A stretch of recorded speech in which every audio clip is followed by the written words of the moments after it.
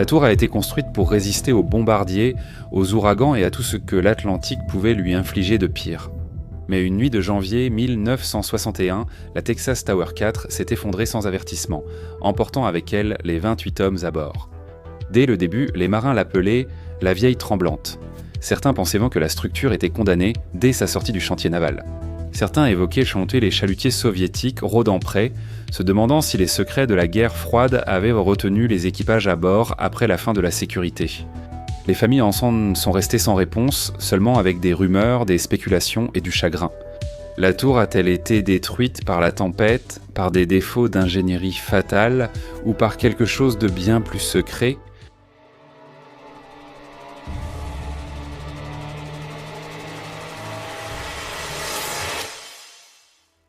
Le 1er août 1952, des chercheurs du Lincoln Laboratory du Massachusetts Institute of Technology ont publié un rapport sur la manière de détecter les bombardiers soviétiques à long rayon d'action avant qu'ils n'atteignent l'espace aérien américain.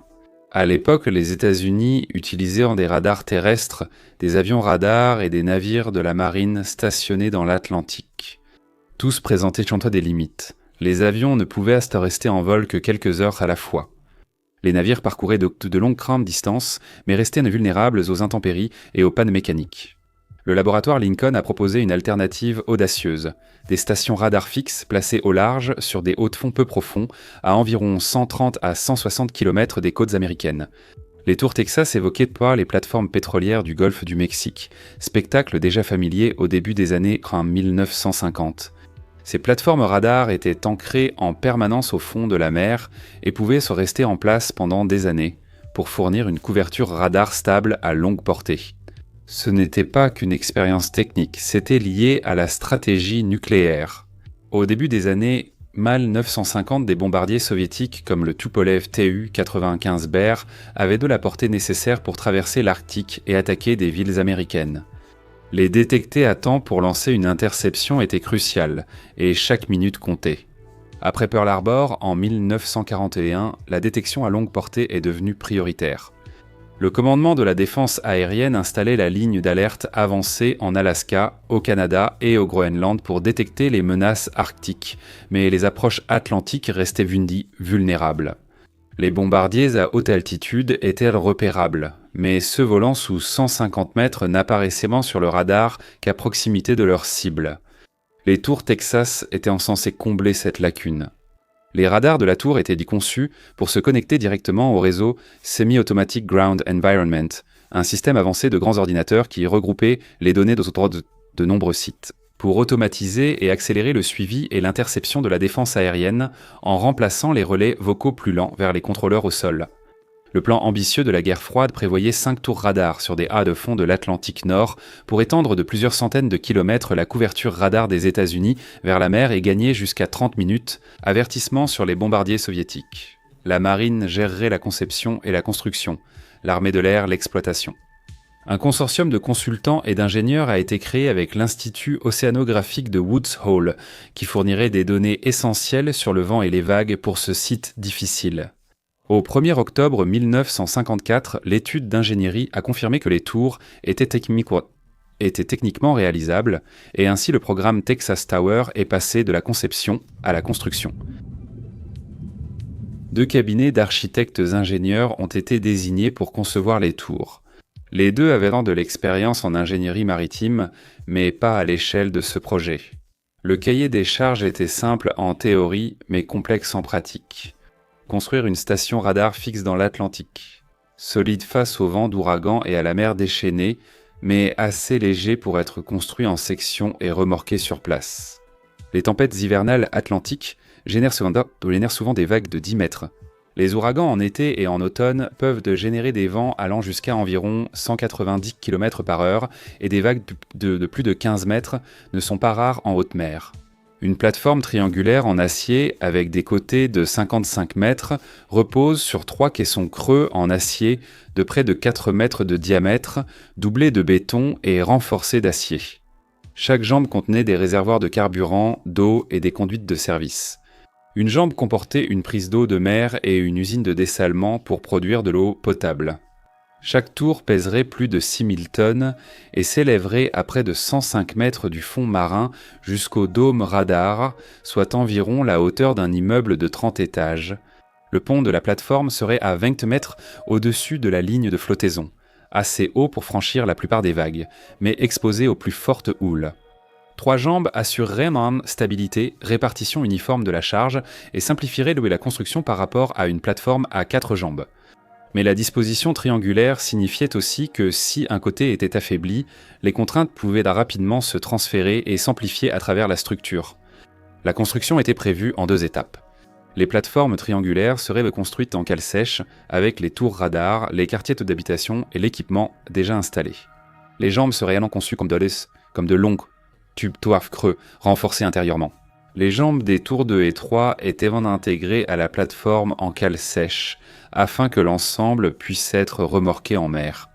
Ensuite, les jambes pouvaient être abaissées et enfoncées dans le fond marin pour sécuriser la structure. La tour 4 serait située dans une eau beaucoup plus profonde, environ 56 mètres contre 17 mètres pour la tour 2 et 26 mètres pour la tour 3. L'installation des tours 2 et 3 aurait pu être plus simple et robuste. La marine a décidé que la tour 4 devrait être assemblée en mer. Le projet des tours Texas est entré en construction vers le milieu des années 1950.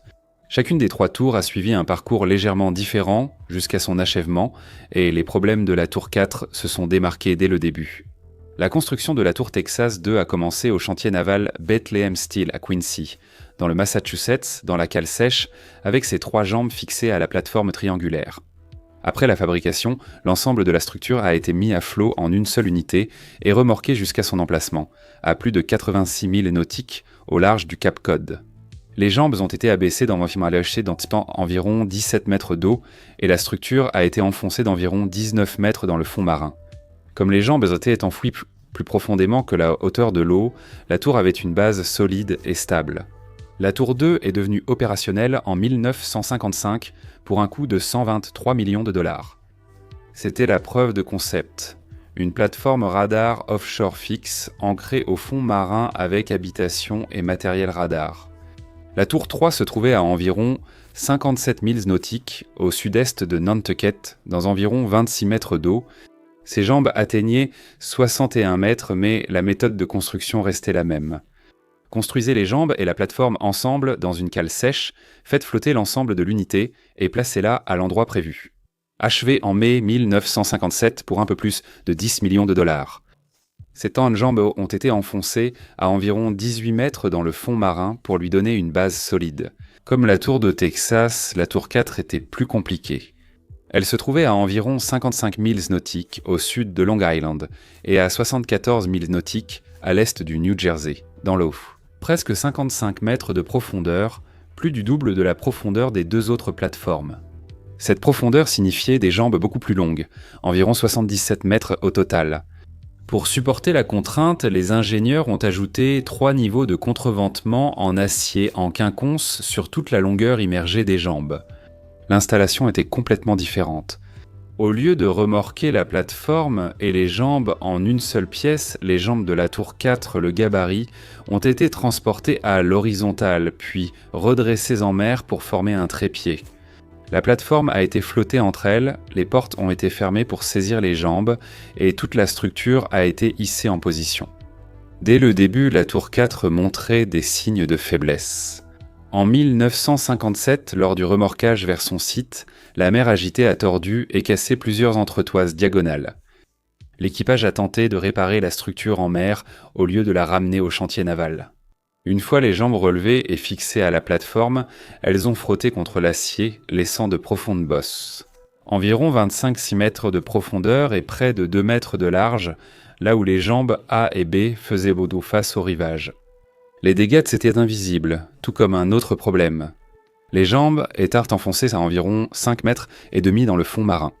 À titre de comparaison, les tours 2 et 3 étaient enfoncées de plus de 18 mètres dans le sable. La différence signifiait que la fondation de la tour 4 était beaucoup moins profonde et bien moins stable.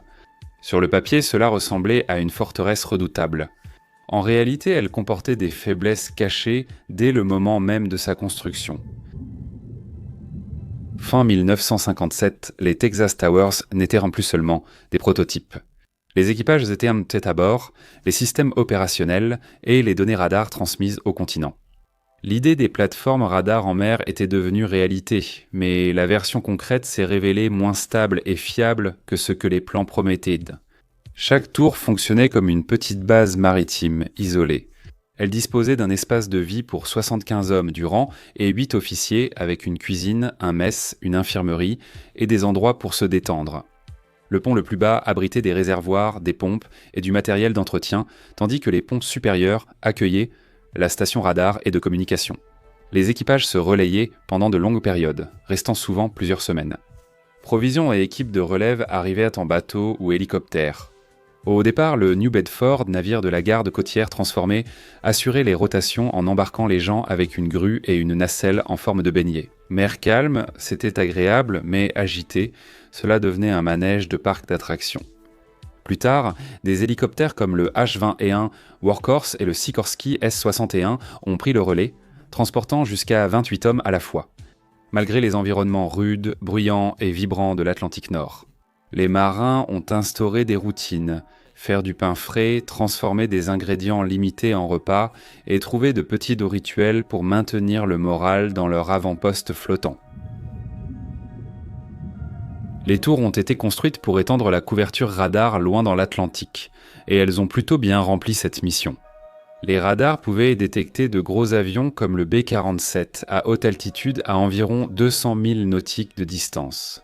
Mais à basse altitude, le système avait du mal. Les avions volant à environ 150 mètres au-dessus de la ligne de flottaison n'étaient invisibles qu'à 50 000 nautiques de distance. Cela créait un angle mort contre les bombardiers à basse altitude que les tours devaient entendre justement contrer.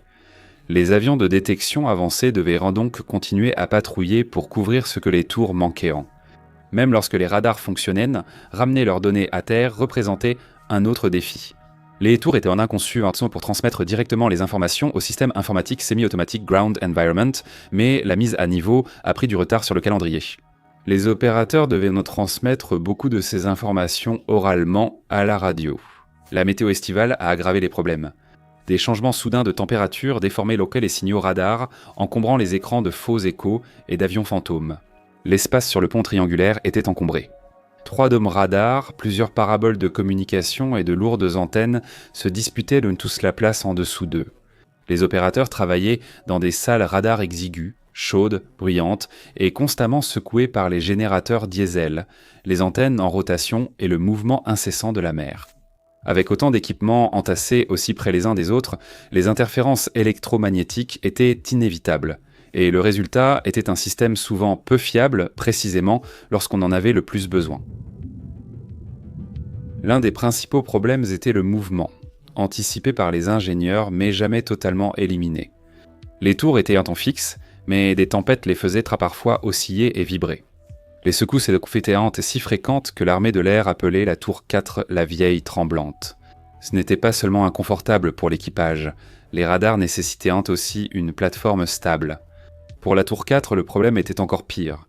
L'eau plus profonde signifiait que ses longues jambes fléchissaient encore plus. Ces fondations peu profondes assuraient une faible prise sur le fond marin. Des dégâts lors de la construction ont créé des faiblesses amplifiant les vibrations. À la fin de 1958, à peine un an après son achèvement, la tour 4 montrait déjà plus de signes de stress structurel que prévu. En 1958, les Texas Towers étaient déjà opérationnels, mais leur plus grande épreuve restait à venir. L'Atlantique Nord est impitoyable, et en moins d'un an, des tempêtes allaient vraiment frapper la tour 4 et révéler à quel point sa conception et sa construction étaient fragiles. Le 24 août 1958, la NOAA a détecté une tempête tropicale à 260 milles nautiques à l'est-nord-est de Miami. En quelques jours, elle s'est transformée en l'ouragan Daisy, avec des vents atteignant 120 nœuds, soit environ 225 km/h.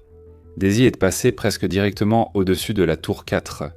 La tempête a généré des vagues de plus de 15 mètres et des vents dépassant la résistance prévue de la tour. Après Daisy, des plongeurs ont inspecté la tour.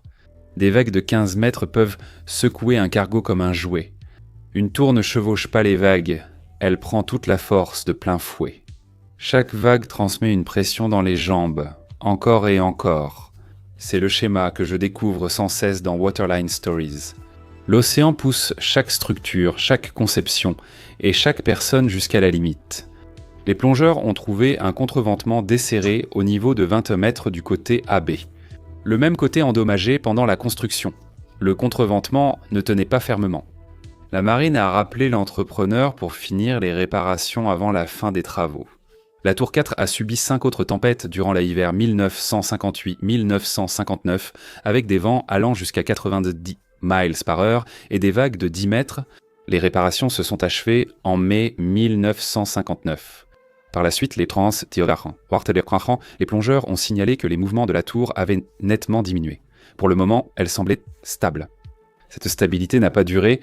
En janvier 1960, les équipes de la tour 4 ont signalé des bruits et des mouvements anormaux, dépassant les secousses habituelles.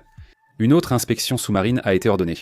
En février, les plongeurs ont confirmé que d'autres contreventements étaient desserrés dans le plan AB, à la fois à 8 mètres et à 23 mètres, montrant que les mêmes faiblesses étaient revenues. Malgré les réparations précédentes, l'armée de l'air a rappelé l'un des cabinets de conception d'origine pour évaluer la structure.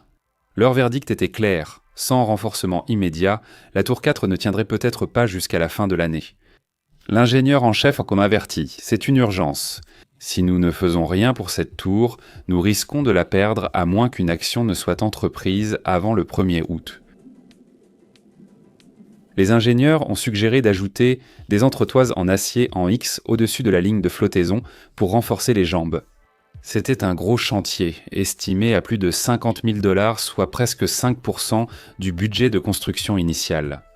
Les travaux ont pris fin en août 1960, les ingénieurs confirmant que la tour 4 avait retrouvé sa solidité initiale. Ils ont déclaré qu'elle pouvait à nouveau résister à des vents allant jusqu'à 125 miles par heure et à des vagues déferlantes de 11 mètres, Frosta. Mais à peine un mois plus tard, une nouvelle tempête allait tester ces affirmations. Début septembre 1960, l'ouragan Donna a traversé l'Atlantique et a atteint la catégorie 4 avec des vents de 140 miles par heure dans les quilles de Floride, tout en s'affaiblissant en remontant vers le nord. Mais il transportait encore une force énorme. Le commandement de l'États-Unis Air Force s'est souvenu de DAISIC et a évacué tout le monde de la tour 4 avant l'arrivée de Donna, ce qui s'est avéré être la bonne décision. Le 12 septembre 1960, l'ouragan Donna a frappé la tour avec des vents allant jusqu'à 210 km/h et des vagues de plus de 15 mètres de haut. La tempête a détruit la passerelle de navigation et la plateforme de maintenance sous le pont utilisée par les plongeurs. Et elle a gravement endommagé certaines parties des nouvelles contreventements au-dessus de l'eau.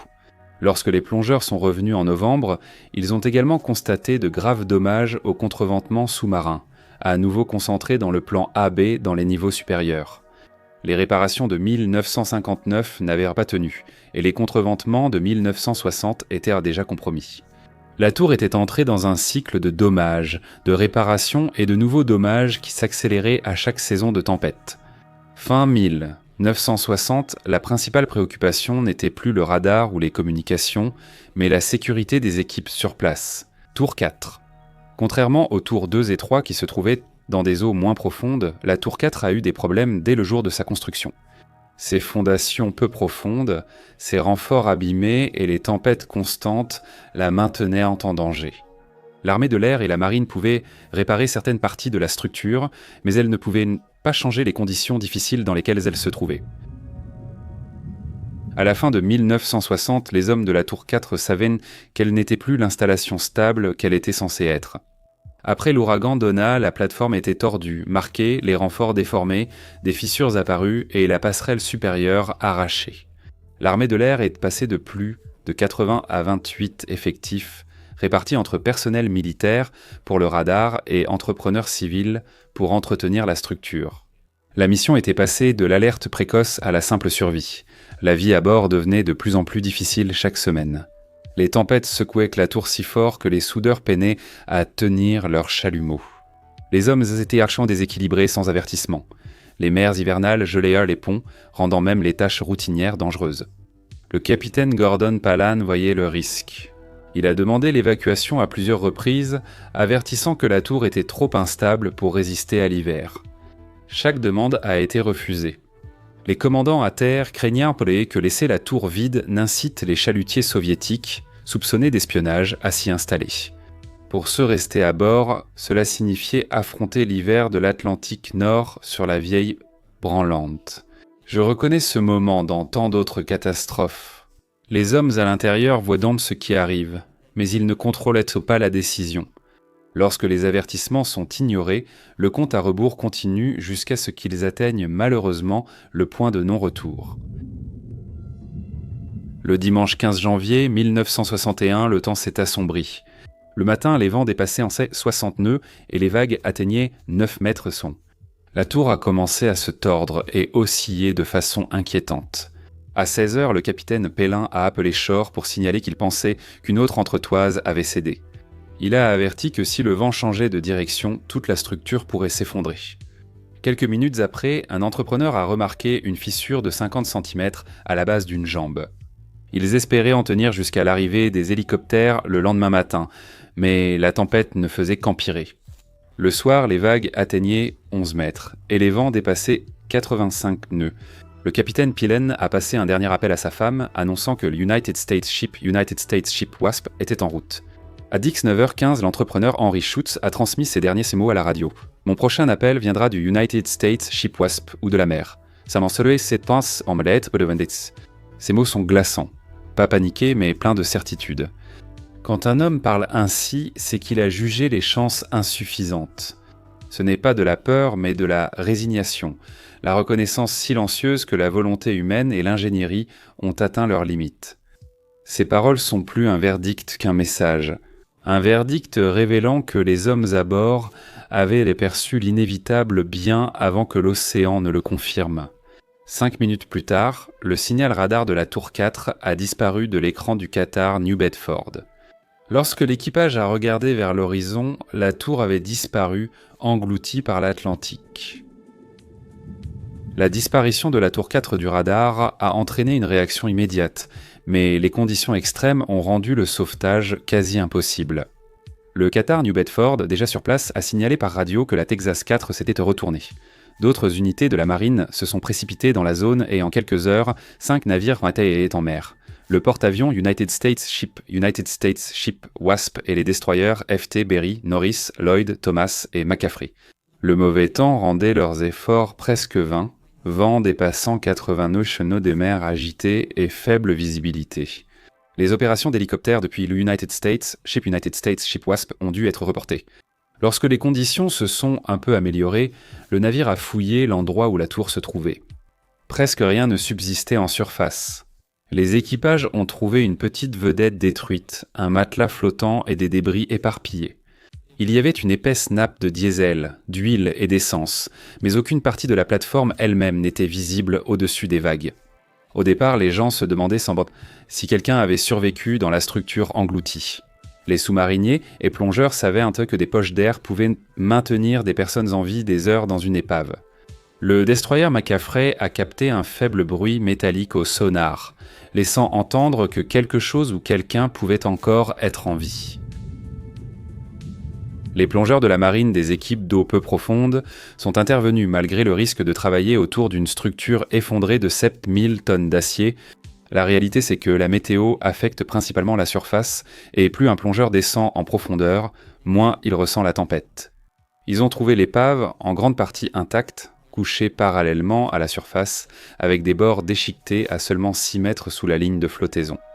Les conditions de surface à cette profondeur étaient trop dangereuses. De grandes poutres tordues, des débris instables et le risque d'effondrement rendaient toute recherche impossible.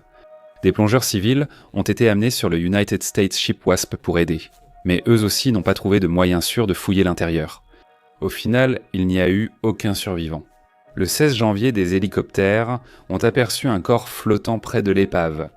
McCaffrey l'a récupéré et identifié comme sergent-chef de l'armée de l'air. Un autre corps a été vu, mais perdu avant d'être récupéré. Malgré de nombreuses recherches, aucun autre reste n'a été trouvé. Les hommes de la Texas Tower 4 avaient presque certainement été projetés à la mer sans avertissement lorsque la structure a cédé. Avec des vents de 85 nœuds et un froid glacial, survivre en mer était impossible. Pendant plusieurs minutes, les plongeurs ont inspecté l'épave et découvert que les 3 fondations restaient ancrées au fond marin. Ils ont vu que les jambes A et C étaient fracturées juste au-dessus de leur base. Ils ont également vu que la jambe B s'était pliée près de sa base sans se casser. Cela montrait que les jambes avaient cédé à leurs points les plus faibles, ce qui correspondait à des années de dommages cumulatifs et à la force écrasante de la tempête de janvier. Les 28 hommes à bord de la Tour 4 ont été officiellement déclarés perdus en mer. En quelques semaines, les enquêteurs ont commencé à se demander si la Tour Texas 4 avait été correctement conçue, construite et entretenue. Le 3 mai 1961, la sous-commission d'enquête du Sénat a tenu des audiences publiques à Washington, convoquant ingénieurs de la marine, officiers de l'armée de l'air, entrepreneurs, plongeurs et concepteurs. Les témoins ont montré que la tour 4 n'était pas comme les tours 2 et 3 car ses jambes étaient ancrées à seulement environ 55 mètres contre 18 mètres pour les autres tours, ce qui la rendait moins stable. Les dossiers ont révélé des dommages lors de la construction, dont des bosses de 25 cm sur les jambes A, B et des entretoises cassées avant la fin de la tour. Les entretoises Mancrate sous-marines employaient non fréquemment des connexions par goupilles aux tolérances larges, qui se relâchaient après les tempêtes et un entrepreneur s'y opposait totalement. Après les tempêtes, les réparations se concentraient toujours sur le côté AB faisant face à la côte qui avait été endommagée dès le début. Les avis différaient sur le contreventement en X hors de l'eau installé en 1960. Certains pensaient en un qu'il augmentait les contraintes et l'effet de levier des vagues ANSI sur les fondations, d'autres qu'il avait restauré la rigidité. Les enquêteurs ont conclu que l'effondrement s'était produit parce que les supports inférieurs et les contreventements continuèrent de se fissurer et que la mer très agitée avait aggravé la situation. Le capitaine Elbert s'approuvait, disant que les vagues avaient dépassé la résistance de la structure et que les normes initiales auraient dû être plus strictes. L'enquête a examiné pourquoi les équipages sont restés dans la tour malgré les appels à l'évacuer. Le capitaine Gordon Pellin avait l'autorité d'ordonner une évacuation d'urgence, mais une fois la tempête arrivée, il n'était plus possible de faire évacuer les gens. Ces demandes d'évacuer les équipages avant les tempêtes ont été refusées. Les dirigeants de l'armée de l'air craignaient qu'une tour vide n'attire les chalutiers soviétiques à proximité et ont donc maintenu la mission radar en cours, même si les missiles balistiques intercontinentaux réduisaient déjà sa valeur. La stratégie a visiblement primé sur la sécurité, un schéma que j'ai souvent observé dans les histoires de cette chaîne. Les décisions prises dans des salles de réunion pour des raisons de coût, de fierté ou de stratégie peuvent survivre dans la paperasse pendant des décennies. Mais en mer, elles s'effondrent en un instant. Cette fois, le prix à payer fut la tour elle-même et les vides qu'elle abritait. 2 mois après l'effondrement. Les procureurs ont inculpé le colonel Banks, commandant par intérim du secteur de défense aérienne, le major Shepard, commandant du 4604e escadron de soutien aérien, et le major Stark, officier exécutif. Pour négligence coupable, homicide involontaire et manquement au devoir selon l'article 92, les procureurs ont déclaré que les officiers avaient ignoré les avertissements et n'avaient pas évacué l'équipage. Alors que la défense a soutenu qu'aucun rapport d'ingénierie n'avait déclaré la tour dangereuse et que les évacuations pendant la tempête n'est pas réalisables. Après plusieurs mois, les 3 officiers ont été acquittés. Après l'effondrement, l'attention s'est portée sur les tours 2 et 3 qui étaient encore occupées. La marine a accéléré les inspections avec les cabinets de conception d'origine, malgré les débats, sans déceler de défaillance structurelle immédiate. L'armée de l'air a ajouté des capsules d'évacuation d'urgence pour 7 hommes avec 15 jours de provisions, mais elles n'ont jamais été testées en conditions réelles. Même avec cela, la confiance des gens dans le programme avait disparu. En 1962, les avions de patrouille dotés de radars longue portée rendaient les tours fixes obsolètes. Et la crise des missiles de Cuba en octobre 1962 a montré que les missiles longue portée étaient la principale menace, pas les bombardiers. En 1963, l'États-Unis Air Force a fermé les Texas Towers. La tour 2 a été désaffectée en janvier 1963. Ces gens ont été dynamités et la plateforme a coulé, au lieu de flotter comme prévu. La tour 3 a été désaffectée en mars 1963 avec des précautions supplémentaires. En 1964, les équipes ont coupé ses jambes et remorqué la plateforme jusqu'à la côte pour la démanteler. En août 1964, le programme des Texas Towers était officiellement terminé.